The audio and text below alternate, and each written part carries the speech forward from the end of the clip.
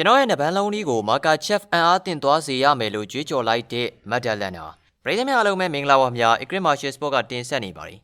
မက်ဒလန်နာကတော့ကျွန်တော်ရဲ့နဘန်လုံးလေးဟာမာကာချက်ကိုအန်အားတင်သွားစေမှာပါလို့ဆိုလာခဲ့ပါတယ်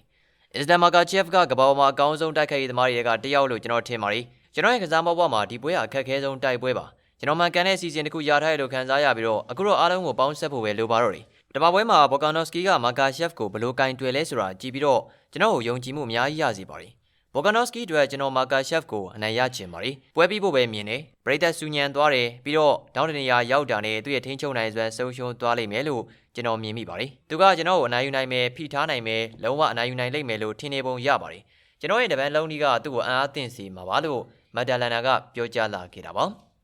ဒီစကားလေးမှာမက်ဒလန်နာရဲ့ယုံကြည်မှုဗျူဟာကျမှုနဲ့စိတ်သက်ပိုင်းခိုင်မာမှုတွေအားလုံးပါဝင်နေပါတယ်မက်ဒလန်နာကကျွန်တော်ရဲ့နဘန်လုံးကြီးဟာမာကာချက်ကိုအံ့အားသင့်စေမှာပါလို့ဆိုထားတာကသူ့မှာထူးချွန်တဲ့နဘန်လုံးကြီးရှိတယ်ဒီနေ့ကိုအသုံးပြုပြီးတော့ပြိုင်ဘက်ကိုအံ့အားသင့်စေဖို့ရည်ရွယ်တယ်ဒီနည်းနဲ့နိုင်ရဖို့စီစဉ်ထားတယ်ဆိုပြီးတော့မာကာချက်ကိုစိုက်ကိုသွင်းလိုက်တာပါ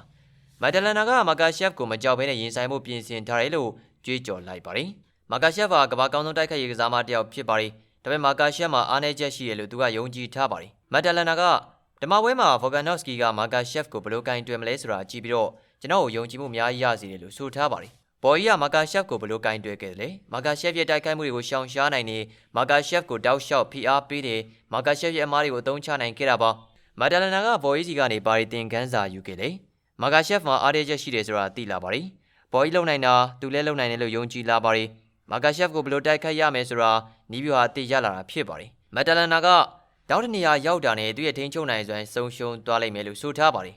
မာကာချက်ဟာပွဲတွေကိုဘယ်လိုထိန်းချုပ်တတ်တယ်လဲပွဲကိုသူ့ချိန်တိုင်းသွားစီတယ်ပြိုင်ဘက်ကိုတောက်လျှောက်ဖိအားပေးတယ်ပြိုင်ဘက်ရဲ့အမားကိုစောင့်ဆိုင်နေဆိုတဲ့အားသာချက်တွေရှိပေမဲ့အားနည်းချက်တွေနေနဲ့လည်းတောင်းနေရာရောက်ရင်ထိန်းချုပ်နိုင်စွမ်းကျဆင်းတတ်တယ်ပြိုင်ဘက်ကဖိအားပေးရင်အမားလုံးတတ်တယ်နဘန်လုံးကြီးကောင်းတဲ့ပြိုင်ဘက်ကိုရင်ဆိုင်ရမယ်ဆိုရင်ခက်ခဲမှုတွေရှိတတ်ပါတယ်မက်ဒလန်နာကကျွန်တော်ကမှန်ကန်တဲ့စီစဉ်တစ်ခုရထားရလို့ခံစားနေရပြီးတော့အခုတော့အားလုံးကိုပေါင်းဆက်ဖို့ပဲလိုပါတော့တယ်လို့ဆိုထားပါတယ်ဒါကနီးဗျူဟာတွေကိုပေါင်းဆက်ဖို့အတွေ့အကြုံတွေကိုပေါင်းဆက်ဖို့စွမ်းရည်တွေကိုပေါင်းဆက်ဖို့ကြိုးစားလာဖို့ရှိနေပါတယ်မက်ဒလန်နာပြောတဲ့စကားတွေထဲမှာကျွန်တော်ရဲ့ဘဝအတွက်သင်ခန်းစာတွေအများကြီးရယူနိုင်ပါတယ်မက်ဒလန်နာလိုယုံကြည်မှုရှိဖို့လိုပါတယ်ဘဝမှာအောင်မြင်ဖို့ဆိုတာကိုယ်စွမ်းရည်ကိုယုံကြည်ဖို့ကိုယ်ဆုံးဖြတ်ချက်ကိုယုံကြည်ဖို့ကိုယ်နာဂတ်ကိုယုံကြည်ဖို့ဆိုတဲ့သင်ခန်းစာတွေရရှိပါတယ်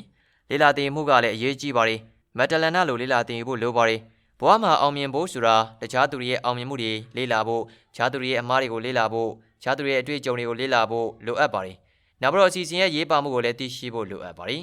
ဘဝမှာအောင်မြင်မှုဆိုတာမှန်ကန်တဲ့အစီအစဉ်ရှိဖို့ဒီအစီအစဉ်တိုင်းလှုပ်ဆောင်ဖို့ကိုယ်သတ်မှတ်ထားတဲ့အစီအစဉ်ကိုလိုက်နာဖို့လိုအပ်ပါတယ်နောက်ဆုံးချက်ကတော့မက်ဒလန်နာလိုပေါင်းဆက်တတ်ဖို့လိုအပ်ပါတယ်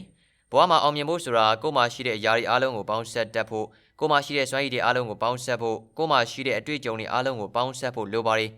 ကျွန်တော်ရဲ့နဘန်လုံးကြီးကမာကာချက်ကိုအံ့အားသင့်စေမှာပါဆိုတဲ့စကားအတိုင်းပါပဲကျွန်တော်အားလုံးမှာလည်းဘဝတိုက်ပွဲကိုရင်ဆိုင်မှုအတွက်ကိုယ်ပိုင်နဘန်လုံးကြီးရှိကြပါတယ်အရေးကြီးတာကဒီနဘန်လုံးကြီးတွေကိုဘယ်လိုအသုံးချမယ်ဆိုတာပါပဲအဆုံးထိလိုက်ပါကြည့်ရှုပေးခဲ့ကြတာအားလုံးကိုကျေးဇူးတင်ပါတယ်များ